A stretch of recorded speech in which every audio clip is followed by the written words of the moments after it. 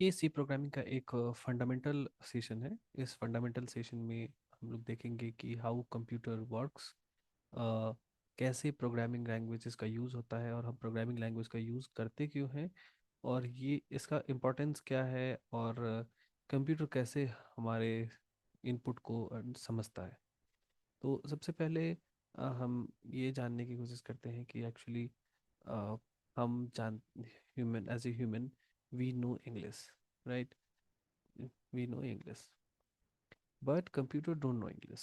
Computer को जो भाषा समझ में आती है that is known as machine level language. Machine level language, और मशीन लेवल लैंग्वेज में बस जीरोस एंड वंस होते हैं। यानी कोई भी काम करने के लिए सीक्वेंस ऑफ 101 के एक कोड का कोड होता है।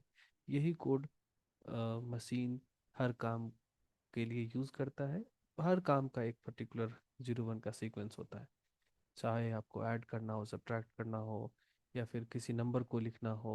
सपोज मुझे कंप्यूटर को 5 भेजना है, तो वो सपोज बहुत सारा जीरो लिखेगा और फिर लिखेगा 101। So this sequence might represent 5 depending on scenario. तो कंप्यूटर बस जीरो और वन को ही समझता है, इसके अलावा उसको और कोई दिखता नहीं है। वो इंग्लिश समझता नहीं है। हमें जीरो वन की लैंग्वेज नहीं समझ में आती है, हमें इंग्लिश समझ में आता है। तो हमें कोई ऐसा चाहिए जो इंग्लिश भी जानता हो, और वो इंग्लिश को कन्वर्ट कर दे मशीन लेवल लैंग्वेज में। मगर अनफॉर्चुनेटली ऐसा कोई भी मीडियोकर या फिर मिडिलवेयर या फिर ऐसा ट्रांसलेटर कोई भी अभी तक अवेलेबल नहीं है जो ये काम को हमारे लिए कर सकता हो। तो जनरली एआई मॉडल्स जो है वो इसी काम को अभी कोशिश कर रहे हैं कि ये काम पॉसिबल हो जाए। तो जितने भी एआई टेक्निक्स हैं उनका काम यही है कि डायरेक्टली जो हम नेचुरल लैंग्वेज जो इंग्लिश बोलते हैं उससे हम कंप्यूटर से कम्युनिकेट कर सकें। बट ये अभी के लिए ये फिजिबल मेथड हमारे लिए नहीं है। So we need to do something कि हमारी बात को कंप्यूटर समझ जाए। और ऑब्वियसली जब हम किसी बटन पे प्रेस करते हैं तो कंप्यूटर उस बात को समझ जाता है, जबकि बटन पे लिखा होता है सेंड और सबमिट एट्सेट्रा। हम इंग्लिश में समझ सकते हैं, कंप्यूटर इंग्लिश को नहीं समझ सकता है, हम मशीन लैंग्वेज को नहीं समझ सकते। तो लोगों ने क्या किया, एक ऐसा लैंग्वेज बनाया जिस लैंग्वेज को इंग्लिश में लिखा जा सकता है। इंग्लिश को एक पर्टिकुलर फॉर्मेटेड रूप में हम यूज करके इसको लिख सकते हैं, और इस लैंग्वेज को किसी एक पर्टिकुलर प्रोग्राम के थ्रू कन्वर्ट किया जा सकता है इस मशीन कोड। सो हम इंग्लिश जानते हैं, मशीन लेवल लैंग्वेज तो नहीं जानते।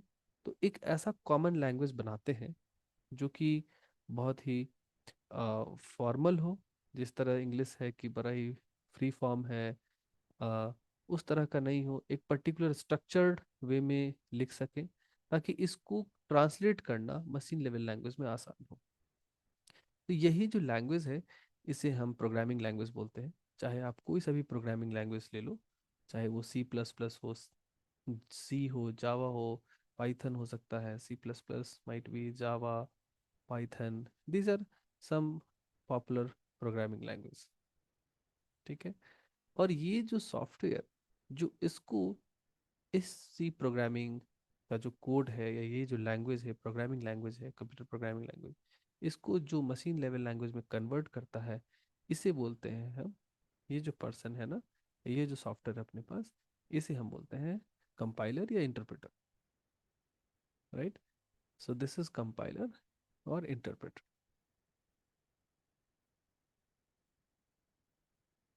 तो सी सी प्लस प्लस जावा के टर्म्स में ये कंपाइलर है, पाइथन और बाकी बहुत सारे प्रोग्रामिंग लैंग्वेजेस में इंटरप्रेटर है।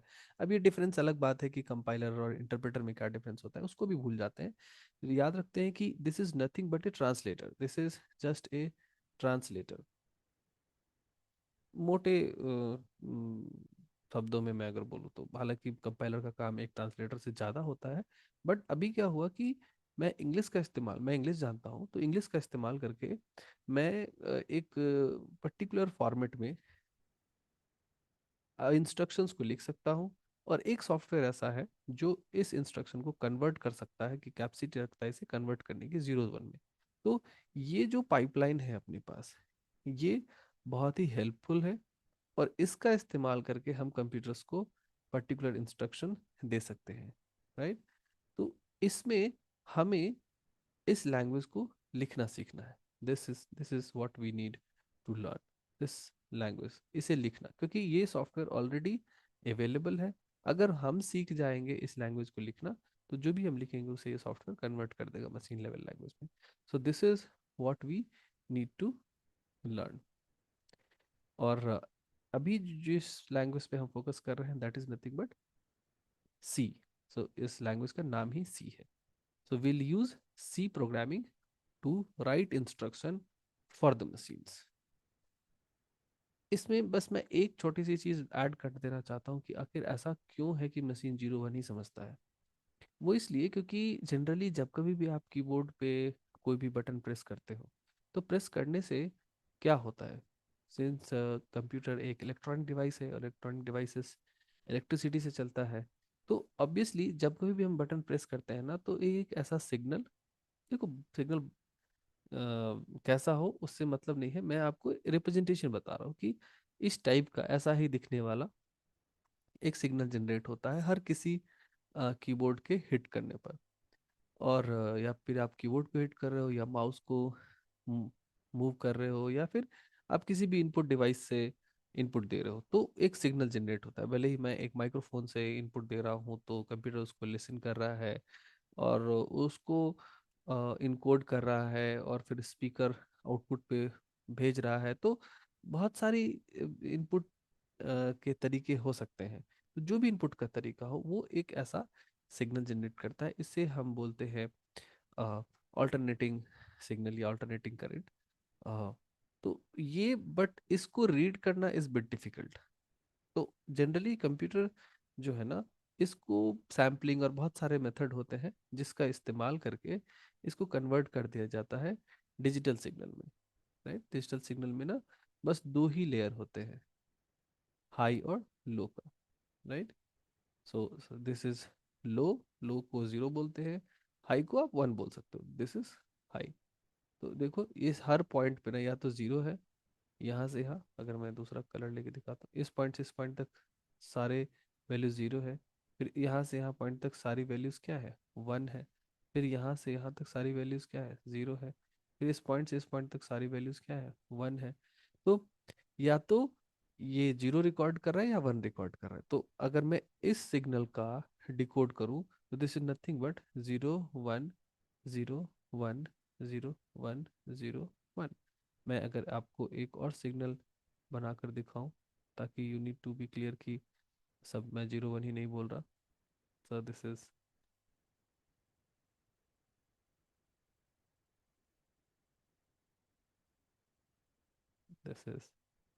This might be one signal. और मैं इसको अगर पार्टीशनिंग दिखाना हो मुझे, ठीक है, ये सारे डिजिटल इलेक्ट्रॉनिक्स में इसकी ब्रीफिंग रहती है, या कंप्यूटर आर्किटेक्चर में इसकी ब्रीफिंग होती है। बट मैं आपको just for understanding need to tell you कि how zero and one is working for a computer, right? So this is, suppose this is the signal. So अगर मैं इसकी कोडिंग करूँ, तो this is nothing but zero, इधर this is one, इस में one है, यहाँ भी वन है, here it is zero, then one, then zero, then zero, then one।